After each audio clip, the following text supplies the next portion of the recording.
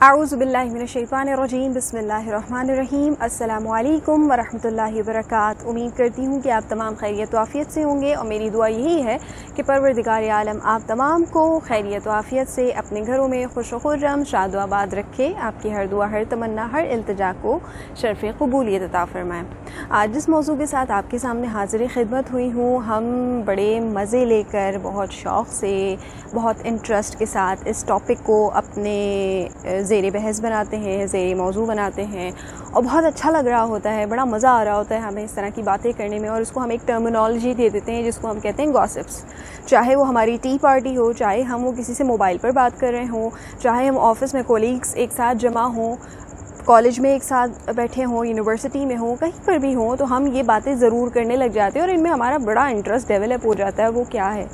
वो बहुत बुरी आदत है, वो दीन इस्लाम की इंतहाई नापसंदीदा आदत है और उसे कहा जाता है गीबत। आज मैं गीबत के हवाले से आपसे गुफ्तगू करने की कोशिश करूँगी कि गीबत के हवाले से हमें कुरान पाक क्या दर्स देता है, हमें हदीस मुबारका से क्या तालीमात मिलती हैं, उसके बावजूद भी हम ये अमल कर रहे होते हैं। कितने अफसोस की बात है। कलामुल्लाह में आयत मुबारका का मफ़हूम कि जिसमें रब तबारक व तआला ने फरमा दिया कि गीबत करना ऐसा है कि जैसे गोया अपने मरे हुए भाई का गोश्त खाना। अल्लाहु अकबर। हदीस मुबारका में रसूल अल्लाह सल्लल्लाहु अलैहि वसल्लम ने इरशाद फरमा दिया कि तुम्हारे बहन या भाई में अगर कोई ऐसा ऐब हो कि जिसका जिक्र तुम करो तो उसे नागवार गुजरे और उसका जिक्र तुम करते हो तो ये करना गीबत कहलाता है। और अगर कोई ऐसी बात जो उसमें हो ना, कोई ऐब उसमें हो ना और तुम उसका जिक्र करते हो तो ये बुहतान कहलाया जाता है और दोनों ही हराम हैं और मना हैं और अल्लाह रब्बुल इज़्ज़त की बारगाह में सख्त नापसंदीदा अमल हैं। अब आज के दौर में अगर देखा जाए तो हमारी कोई भी बात गीबत से, चुगली से खाली नहीं होती और हम बड़े फ़ख्र से, बड़े आराम से ये भी कह देते हैं कि हम गीबत थोड़ी कर रहे हैं। ये बात तो हम उसके मुंह पर भी बोल सकते हैं। यहाँ एक बात और काबिल तवज्जो है कि हम कह देते हैं बड़े आराम से कि हम गीबत तो नहीं कर रहे, बल्कि हम तो ये बातें उनके सामने भी बोल सकते हैं जिनका हम जिक्र करें। तो ज़रा गौर कीजिए हदीस मुबारका के अल्फाज पर कि हुज़ूर ने फरमाया कोई ऐसी शय, कोई ऐसा ऐब जो तुम्हारे बहन भाई में हो और तुम उसका तज़किरा करो तो उसे नागवार गुजरे। तो जब उसको नागवार गुजरेगा तो पहली बात, अगर हम उसकी गैर मौजूदगी में कर रहे हैं तो ये गीबत है और इसका बुराई इतनी ज़्यादा है। इसको महसूस करने के लिए अल्लाह ने कुरान में फरमा दिया तुम ऐसा अमल करते हो गोया अपने भाई का गोश्त खा रहे हो, मुर्दा भाई का गोश्त खा रहे हो। अल्लाहु अकबर।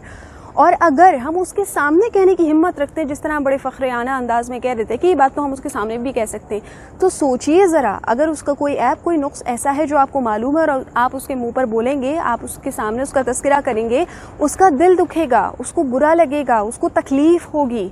और ये जब टूटे हुए दिलों की आहें जाती हैं ना अल्लाह रब्बुल इज़्ज़त की बारगाह में तो अर्श हिला देती हैं। परवरदिगार आलम फिर माफ़ नहीं करता उस वक्त तक जब तक जिसकी बुराई की जा रही है, जिसका दिल दुखाया गया है, उससे माफ़ी ना मांग ली जाए। तो सोचिए, हम चंद वक्ती लम्हे के लिए, थोड़ी देर के तंज़ो मिज़ाह के लिए, थोड़ी देर की लज्जत पाने के लिए हम क्या कर रहे हैं? क्या हम अपनी आखिरत तो नहीं बिगाड़ रहे हैं? ऐसा तो नहीं कि आज जिस जगह पर बैठकर हम मज़े ले रहे हों, ऐसी बातें कर रहे हों, कल किसी और जगह पर बैठकर लोग हमारे हवाले से इसी तरह की कोई बातें कर रहे हैं। हमें जो नुक्स है, हमें जो बुराई है, क्योंकि कोई भी इंसान मुकम्मल तो है नहीं, कोई ना कोई कमी बेशी मुझ में भी है, आप में भी होगी।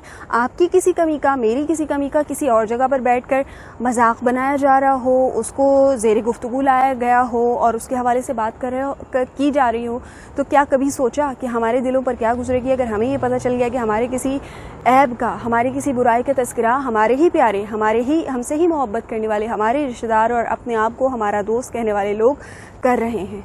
तो ज़रा सोचिए एक लम्हे के लिए कि हम क्या करते हैं। हम गॉसिप कह देते हैं, हम चिट चैट कह देते हैं, ऐसी बातों को, ऐसी टर्मिनोलॉजीज़ को इस्तेमाल करते हुए हम गीबत कर रहे हैं, जो कि खुली गुमराही है, खुली बुराई है, जिसमें अल्लाह रब्बुल इज़्ज़त की नाराज़गी ही नाराज़गी और ना सिर्फ रब तबारक व तआला की बल्कि आका अलैहिस्सलातु वस्सलाम की और ख़ास तौर पर उस शख्स की जिसकी हमने बुराई की हो। तो सोचिए कि कहाँ हम गलत हैं, क्योंकि आप जो किरदार अदा कर रहे हैं कल आपके घर वाले, आपके बच्चे वही देखकर बड़े हो रहे हैं।